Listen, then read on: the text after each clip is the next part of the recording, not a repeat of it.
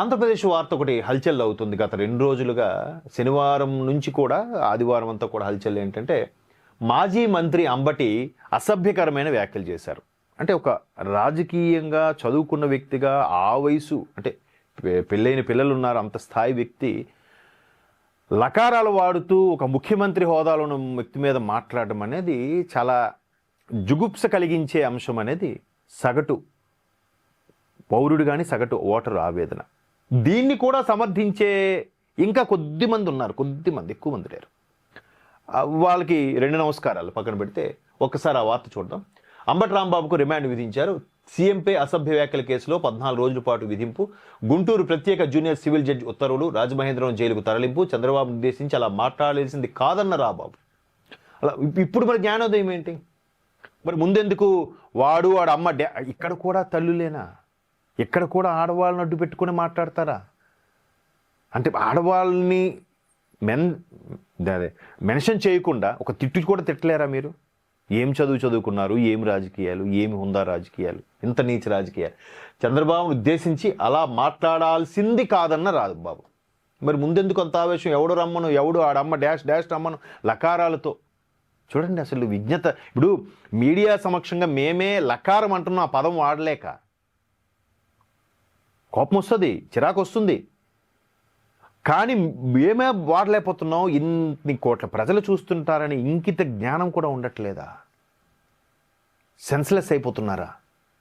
ఒకసారి ఆ వార్త చూస్తే ముఖ్యమంత్రి చంద్రబాబు నాయుడుపై అసభ్య వ్యాఖ్యలు చేసిన మాజీ మంత్రి వైకాపా నేత అంబటికి 14 రోజులు రిమాండ్ విధించారు. అయితే ఇక్కడ న్యాయమూర్తి జి శ్రవంతి ఆదివారం ఉత్తర్వులు జారీ చేశారట. శనివారం గుంటూరులోని గోరంట్ల వద్ద అంబటి రాంబాబు తన వాహనంలో వస్తూ పోలీసులతో పాటు ముఖ్యమంత్రి చంద్రబాబుపై వ్యక్తిగత దోషులకు పాల్పడిన ఘటన తీవ్ర దుమారం రేపింది. ఈ నేపథ్యంలో చంద్రబాబు అభిమానులు, కార్యకర్తలు బీభత్సంగా దాడి చేశారు.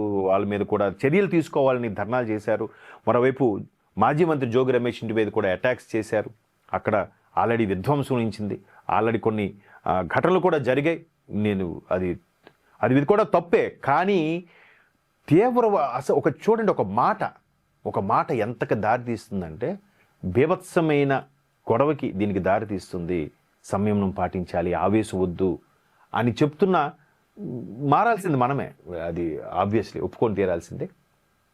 అలాగే గుంటూరు జిల్లా తెదేపా అధ్యక్షుడు పిల్లి మాణిక్యారావు నల్లపాడు ఎస్ఐ ఇచ్చిన ఫిర్యాదుల ఆధారంగా అంబటి రాంబాబుపై నల్లపాడు పోలీస్ స్టేషన్లో 2 కేసులు నమోదయ్యి ఈ కేసులో అంబటిని శనివారం రాత్రి పోలీసులు అరెస్ట్ చేశారు.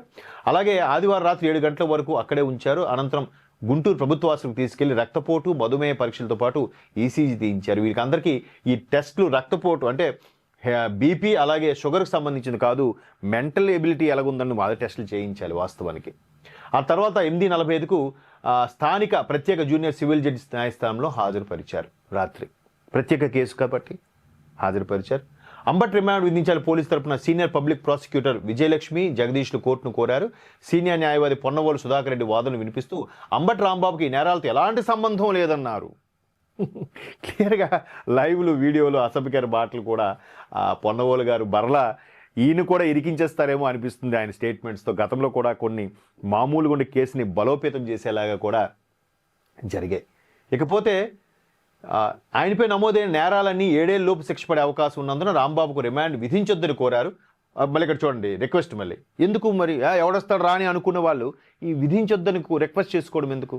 రాని వెళ్తాను, ఏం చేస్తారు, మహా అయితే అరెస్ట్ చేస్తారు, చేయని అన్నప్పుడు మరి ఇది ఎందుకు లాయర్ని పెట్టి మళ్ళీ మాట్లాడించుకోవడం?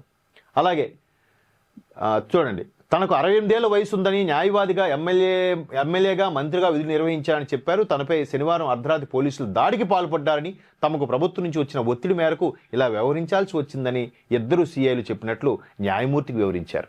2 సీఐలు ప్రెజర్ చేయడం వల్లే మేము ఇలాగ ఆయన అరెస్ట్ చేశాము అని కూడా చెప్పారట.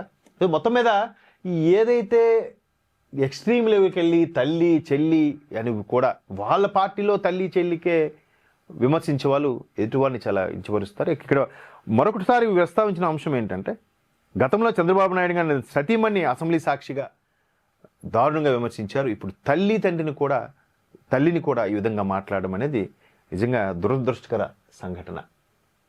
అసలు ఇట్లాంటివి జరుగుతుంటే ప్రభుత్వం ఎటుపోతుంది, రాజకీయం ఎటుపోతుంది చదువుకున్న వాళ్ళు మేధావులు రాజకీయాల్లోకి రావాలి అనేది అందుకే.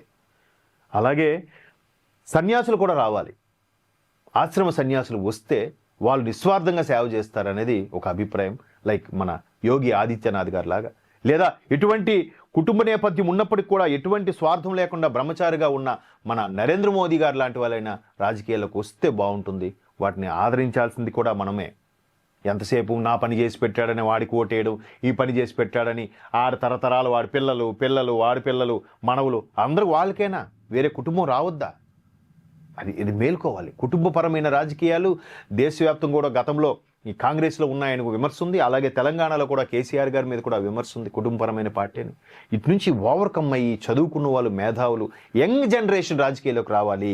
ఐటీ చేశాను, ఐటీ జాబ్ ఉంటాను, అమెరికా వెళ్ళిపోతున్నాను కాకుండా మన సమాజాన్ని ఉద్ధరించుకోవాలంటే ఎటువంటి వాళ్ళు రావాలి. చూద్దాం మరి ఇంకా ఎన్ని మార్పులు జరుగుతాయో, జరగాలి ఎప్పుడే. ఎందుకంటే భారత్కి ఎప్పుడే కష్టం వచ్చినా కూడా ప్రకృతి దాని ప్రతాపం చూపిస్తుంది. అలాగే కొంతమంది సిద్ధ పురుషులు వచ్చి భారతదేశాన్ని సక్రంగా నడిపిస్తారని ఒక నమ్మకం, మూఢ విశ్వాసం అయితే ఉంది. దాని ప్రకారం జరుగుతుందని కూడా ఆశిద్దాం.